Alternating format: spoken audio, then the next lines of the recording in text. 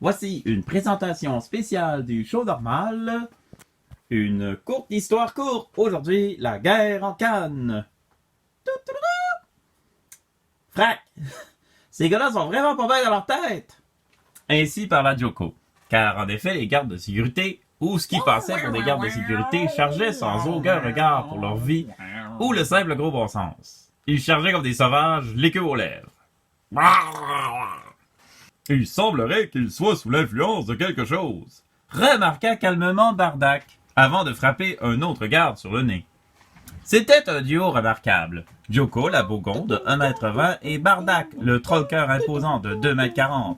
Les deux étaient fraîchement nommés agents de Damoclès. Ils avaient pris leur nouveau travail avec un enthousiasme débordant et y avaient pris pour acquis que le travail allait être une balade en forêt. Entrer dans l'établissement, casser quelques crânes et ramener le responsable du conflit de Jari à la table de négociation, en plusieurs morceaux, si nécessaire. Dans le monde de l'Omnitree, la diplomatie était un procédé parfois hardcore. Donc, à quoi pouvait-on s'attendre d'une expédition chez un fabricant de boissons énergétiques bon marché? Des enragés utilisant leurs fusils d'assaut Zoltec à R10 comme des bâtons n'était pas la première chose qui venait à l'esprit. Entouré de gardes, écumant de rage, pesant 2 fois son poids, Joko n'était pas du tout apeurée.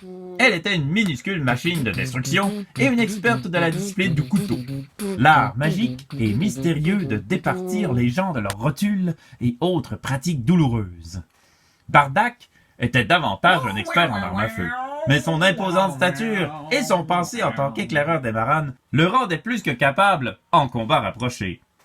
« Ça peut être les vrais gardes !» réfléchit Bardak, à voix haute, en écrasant un autre nez sur son poing massif. « Pouf !» Joko tabassa le dernier. Elle avait blessé la plupart des gardes et mutilé quelques-uns, mais jusqu'à présent, personne n'était mort. Au bout du corridor se tenait un garde, seul. Il ne semblait pas possédé comme les autres. En fait, il tremblait de tous ses membres. Bardak dégaina son pistolet d'abordage. « Je me rends !» cria le garde, tout en lançant son Zeltec AR-10 au sol. D'une voix glaciale, Joko demanda « C'est quoi le frac qui s'est passé ici? »« Ces gars étaient supposés tester la nouvelle boisson de combat. C'était pas supposé les rendre de même. » Joko regarda le garde dans les yeux. « Le Grandizer Dew? Le même breuvage qui a été parachuté sur les différentes cités-états de Jahari? » Le garde devint pâle. « Mais les cités de Jahari sont peuplées de bogons, comme vous, mademoiselle. On ne peut pas donner notre boisson à un bogon, c'est hyper dangereux. » Ouais, mais Moro, quelque part, a parachuté un cargo entier et une bande de despotes salopards en ont profité. Bardak pulvérise son visage avant que je fasse de quoi d'horrible à cet idiot.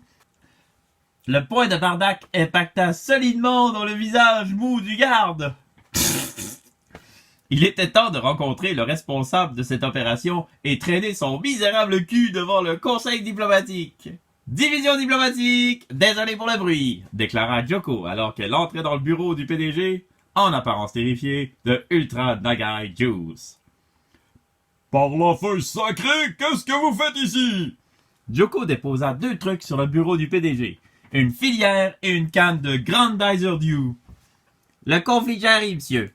Votre compagnie a parachuté des échantillons gratuits sur des centres de population bogon. Des cultistes ont utilisé votre boisson énergétique de combat pour transformer une partie de la population en mini-machine de guerre. Et maintenant, la division diplomatique... » « Attendez !»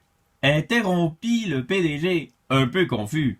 « Vous faites partie de la division diplomatique? Quelle sorte de division diplomatique? » « La version hardcore, monsieur. Comme je disais, nous avons de bonnes raisons de penser que vous avez joué un rôle important dans le conflit. Nous allons avoir besoin de votre présence à la table de négociation. »« Je ne vais nulle part. Ces accusations sont grotesques. Nous vendons des boissons énergétiques. »« Avant d'aller plus loin, monsieur, nous avons définitivement besoin de vous. Pas nécessairement un seul morceau. En fait, vous avez 3 choix. »« 3 choix? » demanda Bardak, qui était fort intrigué. Ce 3e choix était quelque chose de nouveau. « Chut !» dit la Bougon, en levant une main. « Ah ! Vous nous suivez, sans causer de trouble, pour nous aider à trouver une solution au conflit auquel vous avez participé.